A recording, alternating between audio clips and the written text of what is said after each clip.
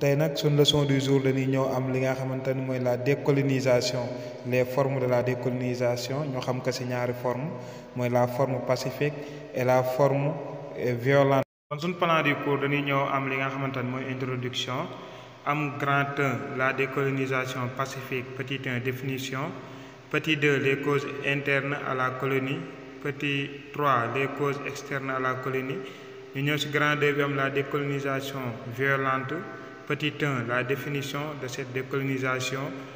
petit 2 les causes internes à la colonie, petit 3 les causes externes à la colonie et enfin ñu am li nga xamante ni mooy sunu conclusion. ñu ñëw ci li nga xamante ni mooy introduction bi. La décolonisation nag mooy l'émancipation des pays qui étaient placés sous la tutelle des pays occidentaux ñi nga xamante ni pays européens da leen da nootoon voilà di leen jaay doole ñoo ñooy révolté wu laaj li nga xamante ni mooy seen indépendance loolu la ñuy wax la décolonisation. Décolonisation nag mu ngi commencé avant même la fin de la deuxième guerre mondiale mais tandis que après la fin de la deuxième guerre mondiale si la ñuy gën a constater vague de décolonisation yi si la ñuy gën a ëppee doole partout dans le monde ñëpp dañuy dem di laaj seen indépendance. léegi nag ñaar forme moo am ñii dañ koy laaj ak ci jàmm ñii di ko laaj ak ay moo tax ñuy wax la forme pacifique mooy ñi koy laaj te teg ko ci jàmm ci ay négociation ñeneen ñi moom dañ koy laaj ak seeni armée dañuy jóg guerre voilà pour jot li nga xamante ni mooy seen indépendance. am na ñuy wax tamit la forme mixte c'est-à-dire dañuy négocier boole ka ak guerre mais bon les ñaari formes yi gën a jàpp daal jàpp leen mooy la forme pacifique et la forme violente. ci li nga xamante ni moom mooy grand 1 bi la décolonisation pacifique, petit 1 la définition.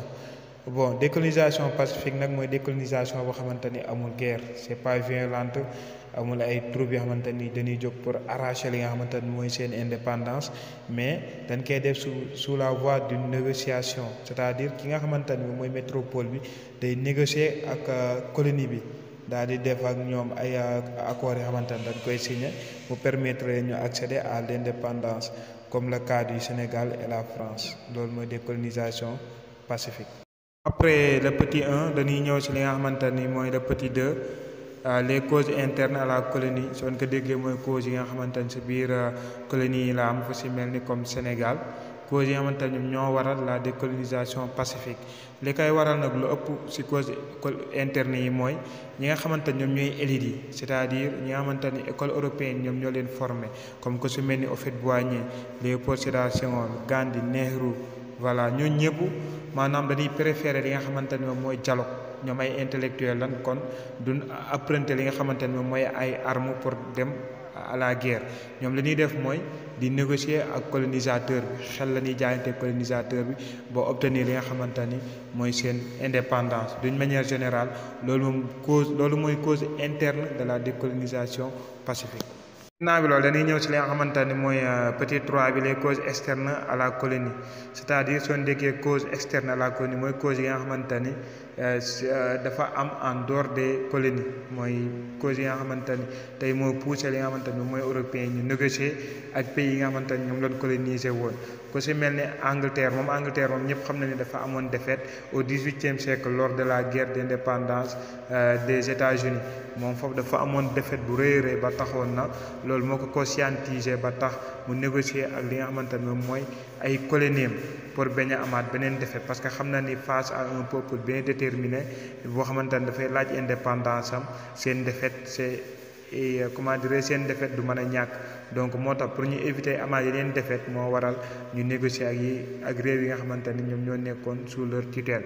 beneen bi mooy tamit anglais yi dañoo bëggoon a sauvegarder li nga xamante ni mooy le Commonwealth bi nga xamante ni ñoom ñoo ko mettre en place n'est-ce pas loolu lañ bëggoon a sauvegarder parce que en cas de guerre Commonwealth bi day yàqu moo tax tamit ñu négocier ak li nga xamante ni mooy seeni colonie. pour cas français tamit ñoom seen défaite yi bari yi am fu ci mel ni Algérie ak Indochine moo leen poussé ñoom ñu négocier ak ñi nga xamante ni moom mooy seeni colonie comme le Sénégal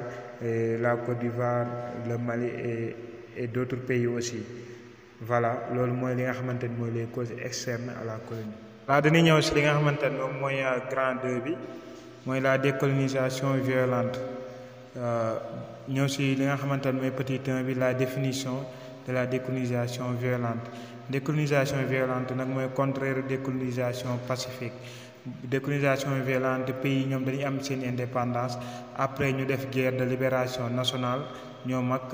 li nga xamante ni mooy la métropole. loolu mooy définition de la décolonisation violente. dañoo si li nga xamante ni moom mooy petit 2 bi les causes internes à la colonie.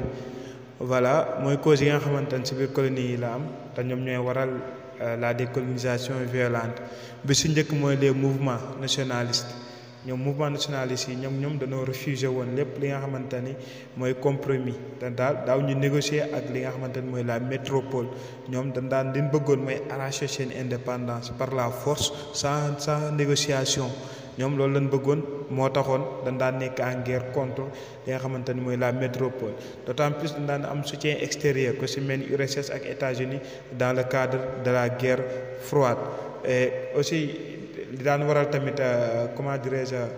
révolte violente boobu bokk na ci frustration c'est-à-dire comme ni ci mel ni Algérie moom dafa gisoon ni ki nga xamante ni mooy ay voisins ko ci mel ni Maroc ak Tunisie ñoom am nañ seen indépendance te ñoom mënuñu woon accéder à l'indépendance loolu tamit daf leen doon pousser ñuy arracher li nga xamante ni moom mooy seen indépendance d'une manière générale loolu mooy les causes internes à la colonie yi nga xamante ñooy waral la décolonisation violente.